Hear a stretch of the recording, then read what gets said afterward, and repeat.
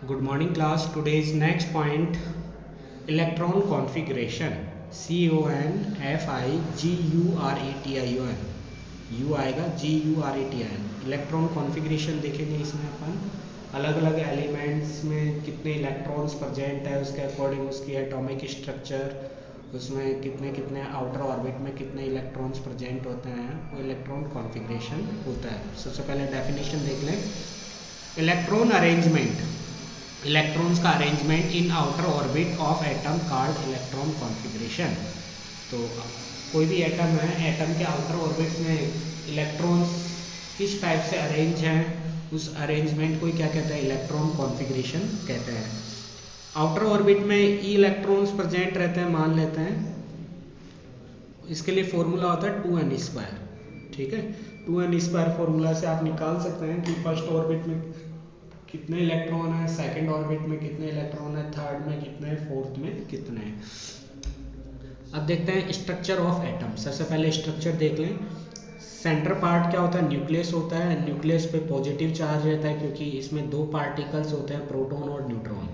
Proton को short में P से राइट कर दे, इस पर पॉजिटिव चार्ज रहता है। न्यूट्रॉन पे एन राइट कर देते हैं शॉर्ट में, और इस पे जीरो चार्ज रहता है। तो जीरो, ये तो न्यूट्रल है, इससे कोई इफेक्ट नहीं पड़ रहा। प्रोटॉन पार्टिकल्स की वजह से न्यूक्लियस पे कैसा चार्ज रहता है, पॉजिटिव चार्ज रहता है। इसके चारों तरफ ऑर्बिट होते हैं KLMN।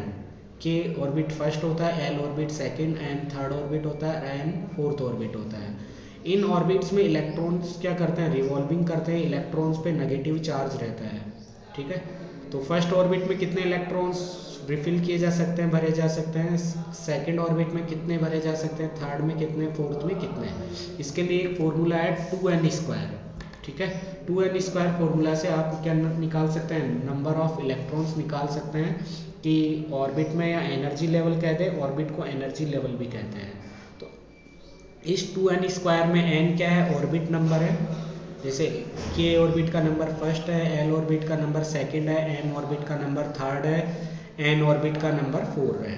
तो n क्या है, ऑर्बिट नंबर कह दें या एनर्जी लेवल कह दें, एक ही चीज़ है। तो n ऑर्बिट्स का नंबर है। जैसे k ऑर्बिट निकालना है, जो k फर्स्ट ऑर्बिट है, इसमें कितने इलेक्ट्रॉन्स रिफिल किए जा सकते हैं मैक्सिमम।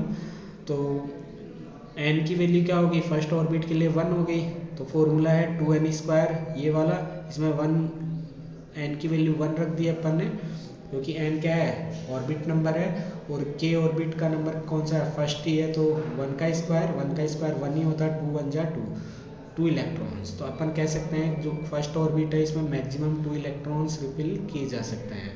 ऐसे ही नेक्स्ट ऑर्बिट है L का नंबर सेकंड है, तो n की वैल्यू क्या हो जाएगी, फॉर्मूला में n की वैल्यू सेकंड हो जाएगी। तो फॉर्मूला में रख दिया अपन ने 2n² में n की वैल्यू 2, तो 2 का स्क्वायर 4, 4 2 जा 8 इलेक्ट्रॉन्स। तो अपन कह सकते हैं जो सेकंड ऑर्बिट है L, इसमें मैक्सिमम 8 इलेक्ट्रॉन्स रिफिल किए जा सकते हैं। थर्ड ऑर्बिट ले M, ऑर्बिट नंबर क्या है, 3 है, तो n की वैल्यू 3 रख देंगे।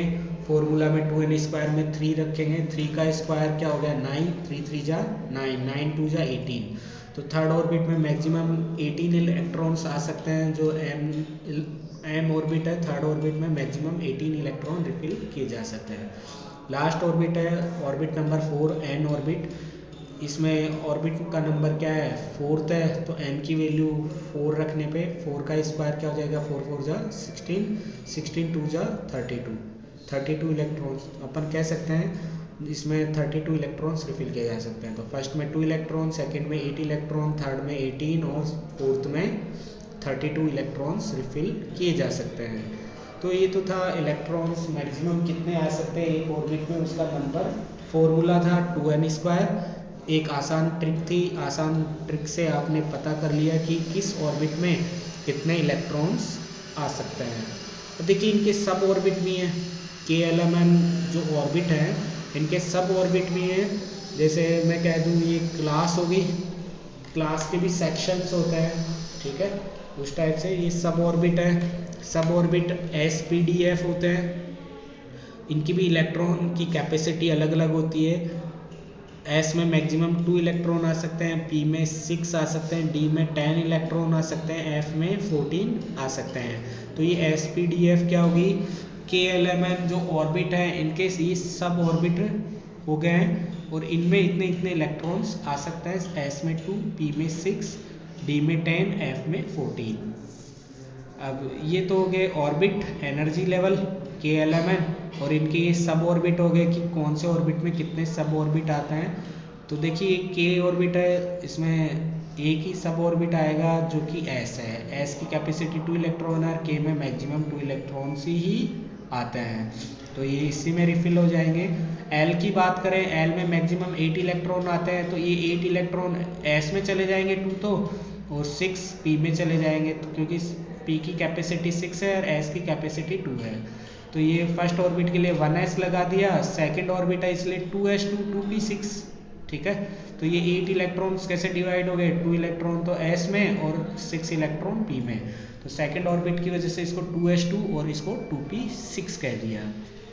ऐसे ही M ऑर्बिट लें, M ऑर्बिट में ये थर्ड ऑर्बिट है इसलिए 3s 3p 3d, कहने का मीन्स है एक एक सब ऑर्बिट इंक्रीज होता चल जाता है। यहाँ 1s था, एक s के साथ p आ गया, फिर d आ गया, फिर f दिया जाता है। तो थर्ड ऑर्बिट है 3s 3p 3d हो गया। तो m ऑर्बिट की कैपेसिटी 18 इलेक्ट्रॉन से 18 इलेक्ट्रॉन्स कैसे डिवाइड कर दिए, s में आ जाएंगे 2, p में 6 8 और d में 10, तो टोटल 18 हो गए। तो इस टाइप से ये इसके सब ऑर्बिट हो गए s p d, ठीक है। अब फोर्थ ऑर्बिट की बात करें n, जिसमें 32 इलेक्ट्रॉन्स है मैक्सिमम, इसकी सब ऑर्बिट्स क्या हो जाएंगी 4s, क्योंकि फोर्थ ऑर्बिट है इसलिए 4s 4p 4d 4f, ठीक है। S की कैपेसिटी 2 है, P की 6 है, D की 10 है और F की 14 है। तो इनको काउंट करेंगे 2 और 6 8, 18 और 4 22 और 10 32। तो ऐसे करके ये क्या आ गया 32 इलेक्ट्रॉन्स आ गए। तो ये इसके क्या है सब ऑर्बिट है, ये ऑर्बिट्स हैं। नेक्स्ट वीडियो क्लास में अपन कुछ एलिमेंट्स के इलेक्ट्रॉन कॉन्फ़िगरेशन देखेंगे कि इस इलेक्ट्रॉन में कितने मैक्सिमम इलेक्ट्रॉन रिफिल किए जा सकते हैं, ठीक है। उसके लिए उसका एक इलेक्ट्रॉन कॉन्फ़िगरेशन अपन बनाएंगे उसके सब ऑर्बिट्स को लेते हुए। आज के लिए इतना ही। Thank you, have a nice day.